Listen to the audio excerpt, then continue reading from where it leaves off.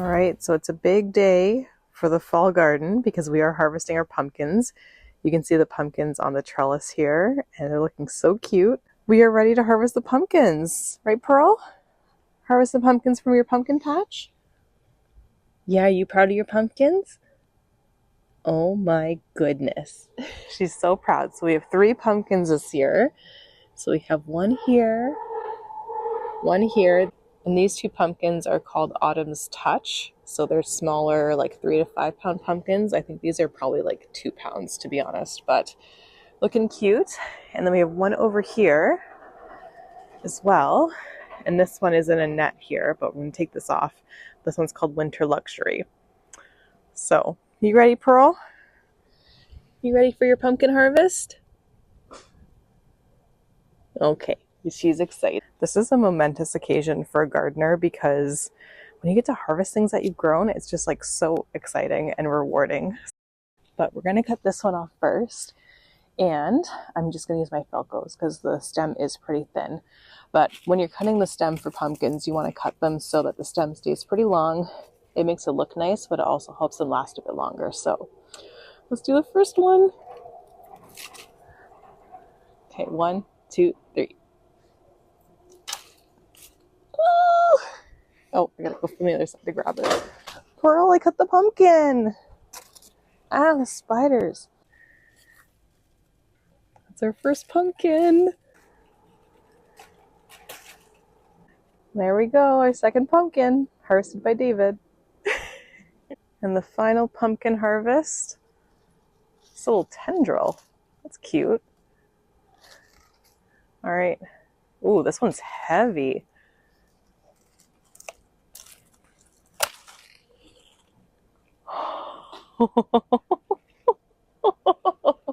It's so exciting. It feels really cool, this one. All right, well, that is it for the pumpkins. So sad not to see the orange pumpkins on there, but they look super cute. Those are the 3 we harvested, and we harvested zucchini. So that's great.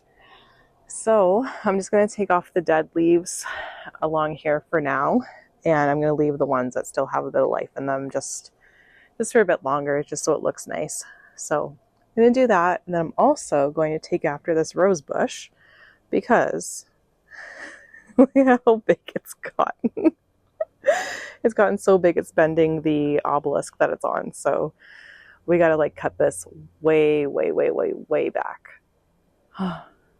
So sad.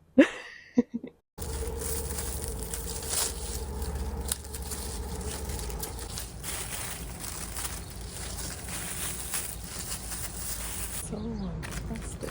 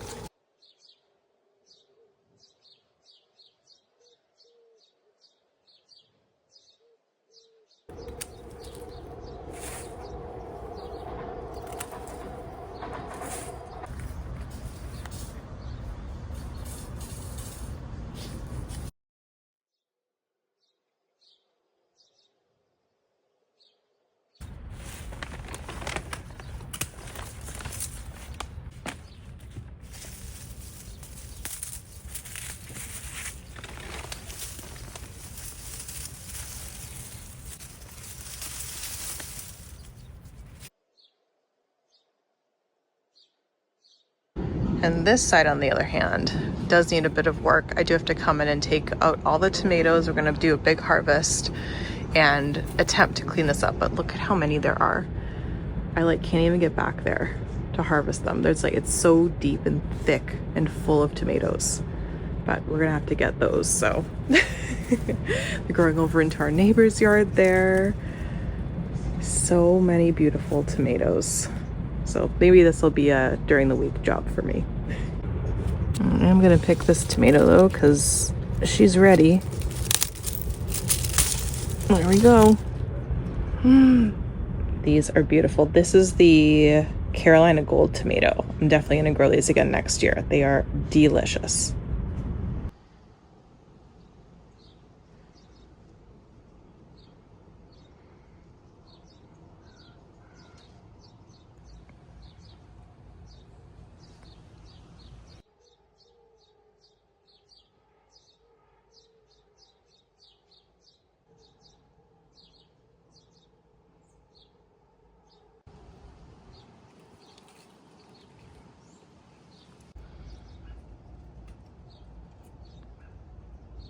So we're outside. I'm here with, oh, did you see that? Ow, Pearl.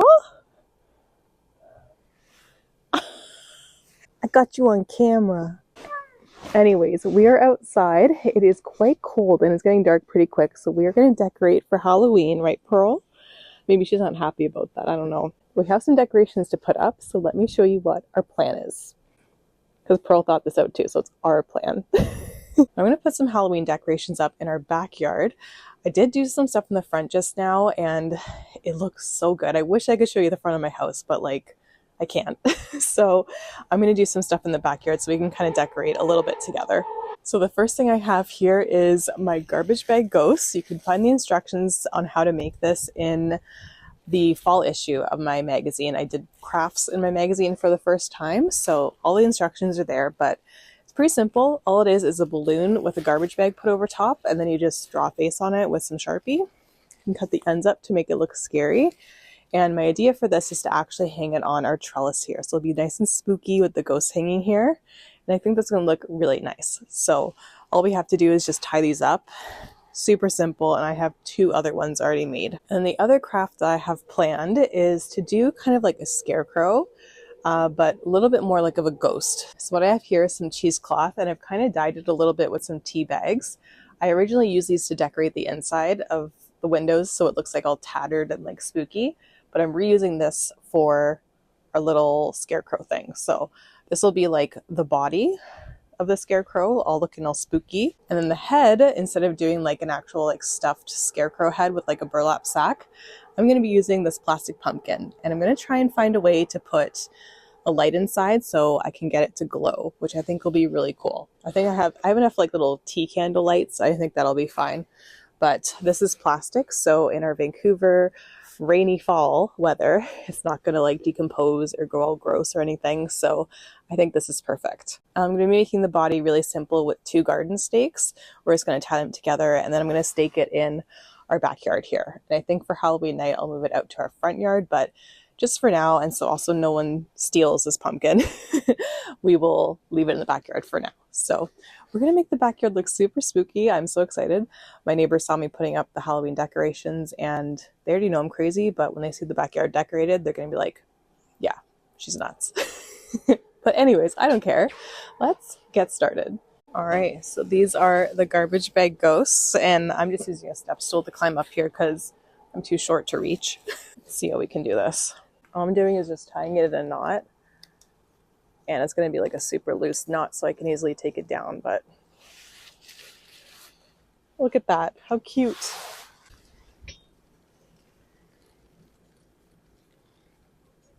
And we do one in the middle.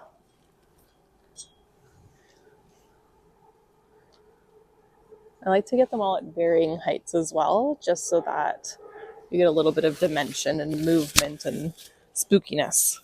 Well, look at that. How easy and how effective is that? You put that in like a tree in your front yard. That would look so cute. Moving in the wind. All right, so that project is done. It's looking great. And I think I want to put the scarecrow in here. I just feel like that's a vibe. So I'm going to actually take the zinnia out. I'm going to harvest some tomatoes from this plant, and then I'm going to put the scarecrow right here. So let's do that. I have to battle this spider that's in here. Spider has been like a turf war with me and it's winning, but today I'm gonna win. So, oh, I'm sorry, Spidey. Let's take this out. This is done.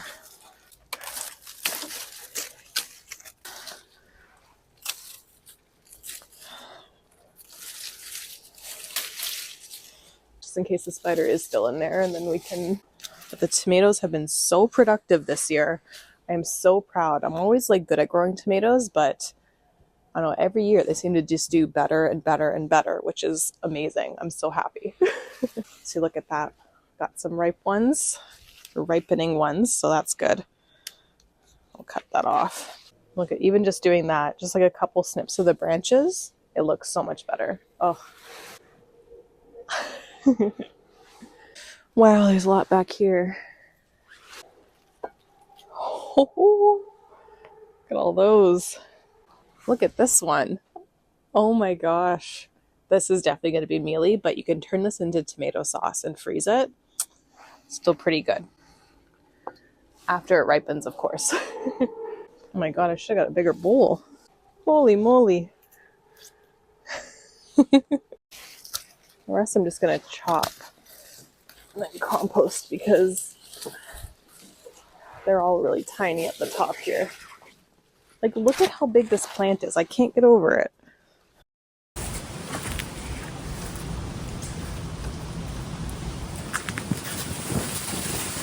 Oh, this is kind of like a sad process, but also thinking about like how rewarding the garden has been is also really nice to do during this time. Just think about all the amazing food we got to eat in the summer. You know, as a gardener, you are a bit sad, but also there's a bit of relief, I find. You know, it's a lot of work to take care of a garden. So this definitely is a little bit sad, but also kind of nice to see the garden, you know, go to sleep for the season and wake up in the spring. So, well, sad but happy.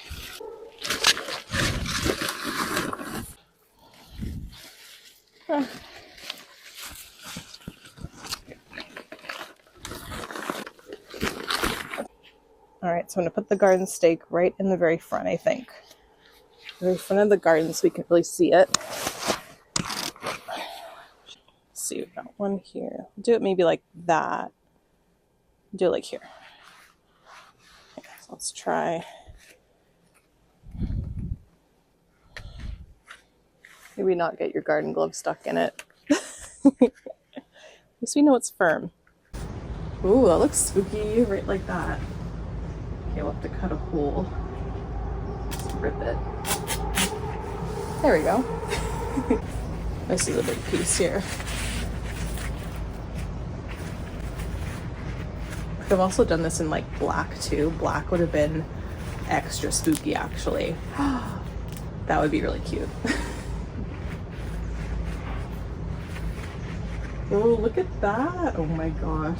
I chose cheesecloth as well as this material because not only did I have it just like around the house, but in Vancouver when it rains in the fall, this will dry out super fast and it won't get like gross and heavy and moldy and nasty. So this is kind of nice, I think. Good for the rain. Okay, let's back it up a little bit. All right, see that. I might need to, oh, even like that, that's pretty cute. I could have brought the thing a little bit higher. I'm gonna move that up. Let's see if I can just kind of shove it all. Okay. Look at that. It's like I know what I'm doing or something. I have the vision. All right, so we're done our garden projects. Look at how cute this looks for Halloween. And this is like tame compared to the front yard. The front yard has like lights, it has more decorations. It's like insane.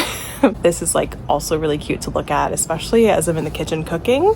Totally gets me in the fall and Halloween spirit, which is perfect, obviously, for seasonal living.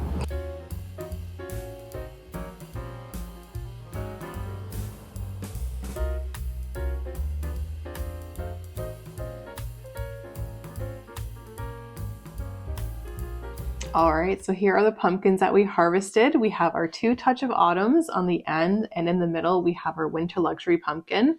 Even though we just got 3, it was so fun to grow the pumpkins, and I'm definitely gonna do that again next year because even just 3 little pumpkins, they bring me so much joy, and we can obviously eat these, we can use them for decoration. So I think it's super cute, and I loved how these turned out. So we're definitely doing that again next year. But now we're going to work on another garden project, and I'm going to show you 2 different ways to dehydrate herbs. Things like rosemary, sage, and thyme will last all through the winter here, especially in Vancouver, because our winters are so mild. But more tender herbs like basil and parsley and some edible flowers that I have in the backyard, they will not last. I don't want to waste them. I do want to preserve them and actually use them instead of them just going to waste. But first we have to go harvest them. So let me go grab them from the backyard and I'll show you my two methods. Now, of course, I just came outside and it started to pour rain. So I'm going to grab some herbs really quick and some flowers and we're going to bring them inside. Actually, come with me and we'll do it together. It's only water. Basil's kind of done for, but I am going to save some of these marigolds. Let me just make sure there's no spiders. I'm going to take a bunch of these marigolds. I'm going to dry them because I'm very much influenced by Meghan Markle. I need my flower sprinkles. So I'll do a bunch of these. Okay, perfect. And I'm going to take some parsley. Do I want anything else? Parsley. The oregano will kind of stay. Not too worried about that. Sage will stay. Rosemary will stay. Thyme will stay. And that's good, but there's some basil there. I'm going to grab some basil too. Is basil still okay? Oh yeah.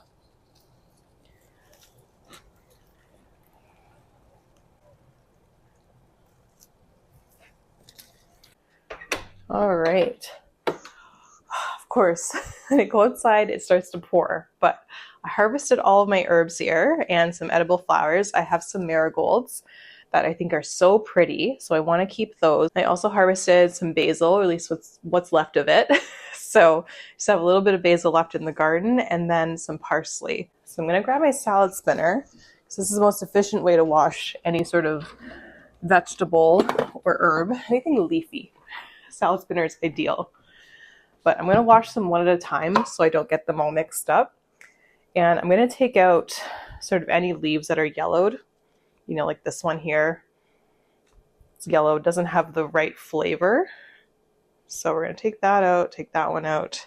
And then I'm leaving the stalks on because they dry a little bit better with the stalks on and it's easier to handle once they're all dried out. So I'm going to do the parsley first. I'm going to wash it, spin it completely dry, and then I'll show you how to dehydrate.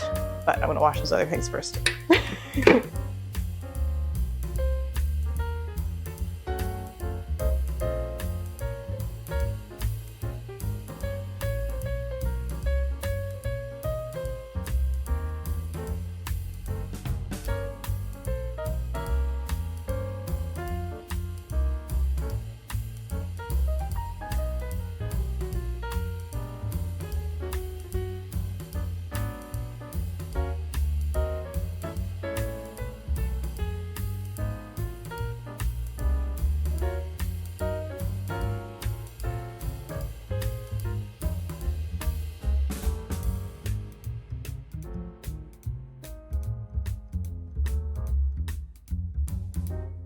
All right, so now all our herbs are dry. They are completely dry. You want to make sure of that because if they're not, it'll take a lot longer to dehydrate, obviously, if there's any moisture in them. So the first method that I'm going to show you on how to dehydrate herbs is with a food dehydrator. So I personally like to use a food dehydrator to dehydrate the herbs because it is gentle and it really preserves the color and the flavor of the herbs really well. I understand though, this is a very specialty niche piece of equipment that not everyone will have, but I will show you the process on how to dehydrate herbs with a food dehydrator. But if you don't have one, I will show you a second method that I'm pretty sure anyone can do because I think everyone has this other piece of equipment. But I'll show you this one first. But the brand of food dehydrator that I have is the Nesco Snack Master, and this is from Lee Valley Tools. I did a video for them using this food dehydrator and showed a bunch of different things that you could make with it. And I got this, so that was lovely. But basically, it's just a machine that has a fan at the top. And then there's some little gridded trays so the air can blow in and around the food to dehydrate it. So if you have one of these, it is great. You want to keep the temperature between 100 to 110 degrees Fahrenheit. Just because that's a really low temperature and it'll dehydrate the herbs the best and preserve the flavor the best at that temperature, but it does take a while. It takes about 12, sometimes 14 hours to fully dehydrate. So what I like to do is actually put it on before I go to bed, sleep with it on really low overnight, which is safe, it's totally fine. and then you wake up and they'll be pretty much there, which is wonderful. So I'm just going to show you how I set this up in the trays. It's really easy. So start on the bottom with the bottom tray, and this is where the air will circulate the least. So you want to put the most delicate herb, or in this case flower, on the bottom. So I'm going to add the marigolds, and I just add them with the stem and all. It does take a little bit longer to dry, but when you want to go and pull the petals off when they're dried, it is a lot easier to do that rather than trying to pick off every little petal or every little bloom. So that is the method that I like. I'm going to pop these all on. You want to spread them out as well, just so that they're not touching. I need a couple more orange ones in here. Okay, so our first layer is done. There's all of our marigolds. Now I'm going to add the next layer, and then I'm going to do the parsley. So the parsley, same thing, we're going to keep it on the stems just to make it easier to pull off the dried leaves afterwards. The stems are okay to overlap, but you don't want to really overlap the leaves. All right, so our basil leaves, same thing, stem and all. I'm going to spread those out. It smells so good. It smells like summer, which is amazing because it's the end of October and these were all still alive in the garden. I'm not surprised that the marigolds and the parsley was still alive, but the basil, it's on the edge for sure. It's not like pristine, but it's good enough. So now everything's on. It's gonna pop the lid on, the fan part, and then just turn it to, I think, what do I have it here? At 95 Fahrenheit or 35 Celsius. And plug this in, let it go for like 12 hours. You definitely want to check it occasionally because obviously they're all different kinds of herbs and they'll dry at different paces. So just check it once in a while and it'll be fine. But yeah, I'm going to go not plug this in because it's pretty loud, but we'll put this off to the side and I'll show you the second method on how to dehydrate herbs. And this one is a lot easier. Now for the second method, all you need is a plate, 2 little sheets of paper towel, and a microwave, right? It's crazy. So I'm going to show you, actually, which one should I show? I'll show the parsley because I feel like everyone will probably have parsley in their garden that they want to use up. You can take off some of the longer stems, but I still like to keep them on just because it's easier to pull the leaves off at the end. So all I do is arrange them, again in a single layer on the paper towel. Then all you have to do is cover it with the other half of the paper towel and pop it in the microwave. And you microwave it in 30-second intervals on high. It's just like the standard like microwave setting. And you flip it every 30 seconds just to get it like evenly dried out. But look at how fast this happens. We're going to put it for the first 30 seconds and then I'll show you what it looks like. My microwave is all the way up here. Not the safest, but we don't have enough counter space to put the microwave on. So that's gonna go for 30 seconds. And you'll kind of hear it start to pop and like kind of spatter, and that's just like any residual water or the water in the leaves drying out basically. Okay, so after 30 seconds, you can see they're all kind of like wrinkled and dried out a little bit. They're not fully dry, but they are like leathery and like kind of crispy. Isn't that amazing? So we're going to fold that back over. I'm going to flip it over and I'm going to do another 30 seconds, just like that. 30 seconds later, they're a little bit more dried. See how much this one has dried up? Look at that. Isn't that crazy? It's still, see, it's very bendy still. That needs a little bit more time. So just keep doing it like 30-second intervals until it is completely dry. Dun, dun, dun, dun, dun, dun, dun, dun. Imagine if the microwave could play that song. Invention. Season and serve microwave. TM. Plate gets hot, so watch your fingies on the plate. But, look at that. Isn't that crazy? Let's test it now. Oh, I think another 30, but you can hear. That's like almost dried out. Do that. Flip one more time. Another 30. Look at that. Those leaves are totally dry now. and the stem is brittle, the stem snaps like that, you know it's all ready. Isn't that crazy? And like the microwave doesn't lose too much flavor, I find, but it preserves the color, which is really nice because, you know, when you go through the effort of drying herbs, you don't want it to be like gross looking. Like you want them to be nice. Now let's do some marigolds because the basil really doesn't look that much different than the parsley. So we'll make it look a little bit nice and show you what some dehydrated marigolds look like. Then for these, what I like to do is basically like pinch off the stem. Like we don't need this to be dehydrated. We just want the flowers. So I just leave like a little stem at the end of the flowers and then arrange them in a single layer. Look at how pretty. So you can do this with lots of other flowers, pansies, violas, cornflowers, the beautiful blue cornflowers. Oh, I again failed at growing those this year, so next year I'm going to try again. I think I just need some new seed. I've had this seed since like 2018, so the seeds just might be old. So, well, try again next year though. But I love the Blue Boy cornflower from West Coast Seeds. That one is my favorite. So those are all the marigolds. I'm gonna cover it up, pop it in for 30 seconds, and then we will assess. You want to dehydrate some herbs with me? She wants cuddles. It's afternoon cuddle time, right? I'm almost done. I'm almost done.